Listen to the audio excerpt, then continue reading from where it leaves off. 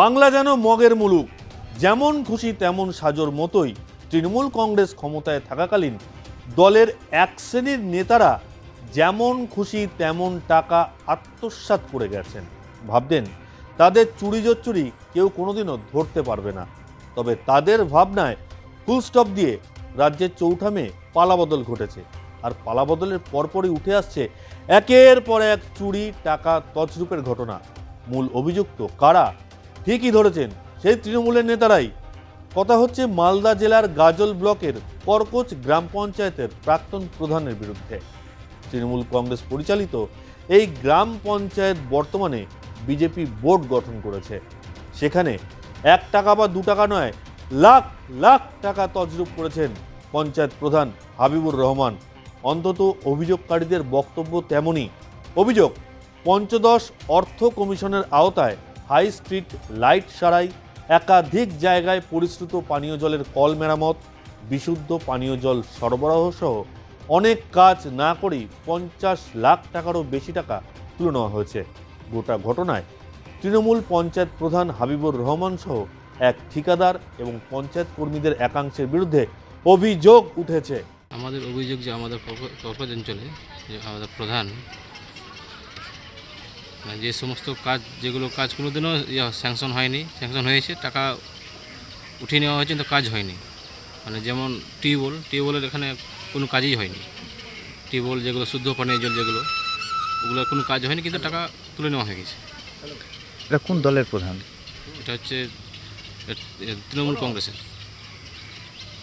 এরকম কত টাকা দুর্নীতি করেছে? এরকম 50 থেকে 60 লাখ টাকা। আপনারা কোথায় কোথায় অভিযোগ জানিয়েছেন? আমরা ডিএম অফিসে জানিয়েছি, আজকে আমরা বিডিও অফিসে জানাবো।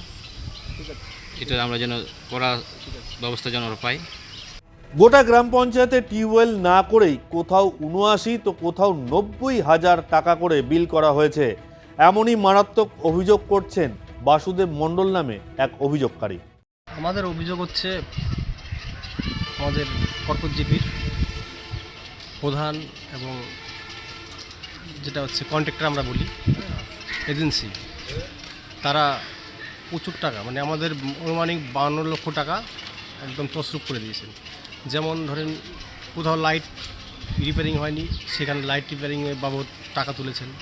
যেমন টিউবওয়েল, আমাদের করকোচ জিপিতে কোনো টিউবওয়েল নেই, সেখানে 89,000 88,000 টাকা করে এক একটা স্কিনের টাকা তুলেছেন।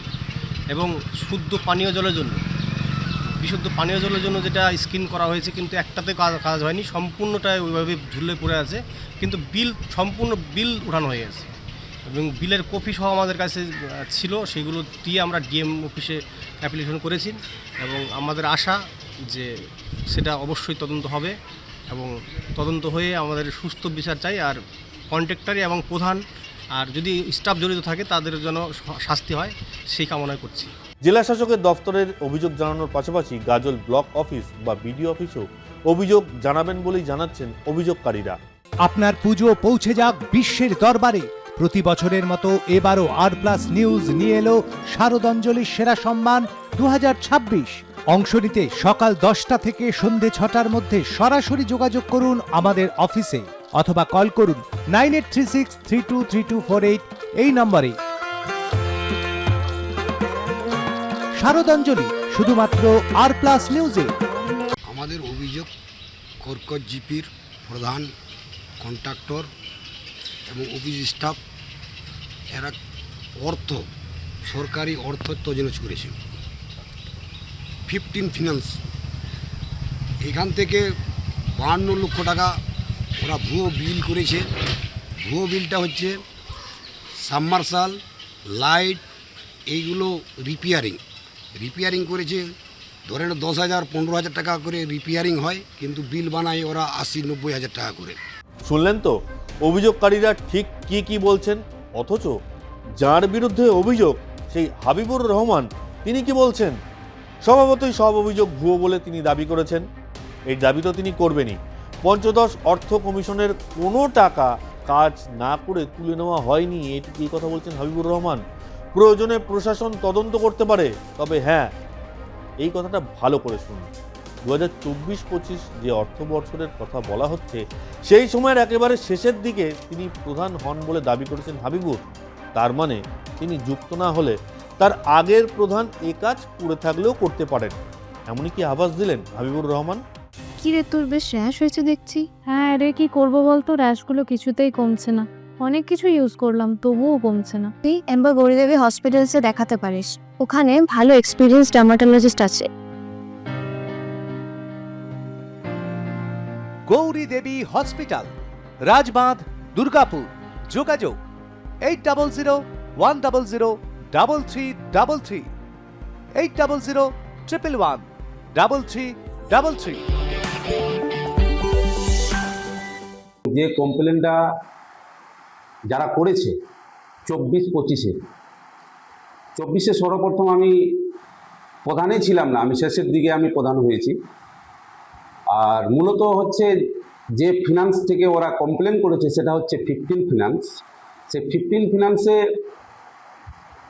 70 থেকে 80 লাখ টাকা বছরে ঢুকে, আর কি করে সেখান থেকে 50 লাখ টাকা আত্মসাৎ হয়, এটা সমস্ত কিছু ভিত্তিহীন। মূলত এর কারণ হচ্ছে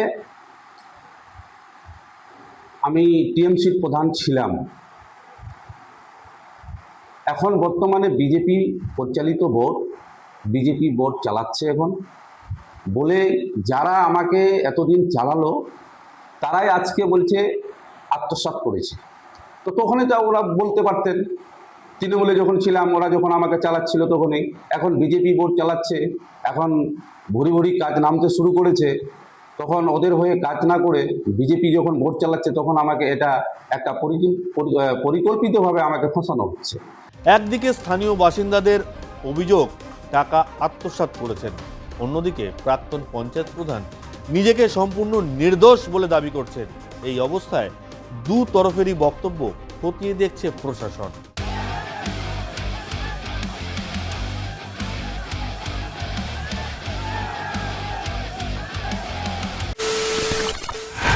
খবরের নামে প্রতিদিন সন্ধে আপনার ড্রয়িং রুমে কি শুধুই চিৎকার চেঁচামেচি খেয়ে আসে? বিতর্কের নামে চলে গালাগালি আর কাদা ছোড়াছুড়ি। এবার সময় পরিবর্তনের, কারণ আমরা কান ফাটানো চিৎকারে বিশ্বাস করি না, আমরা বিশ্বাস করি খবরের সত্যতায়। আমরা কোনো পক্ষের হয়ে গলা ফাটাই না, আমরা সাধারণ মানুষের হয়ে প্রশ্ন তুলি।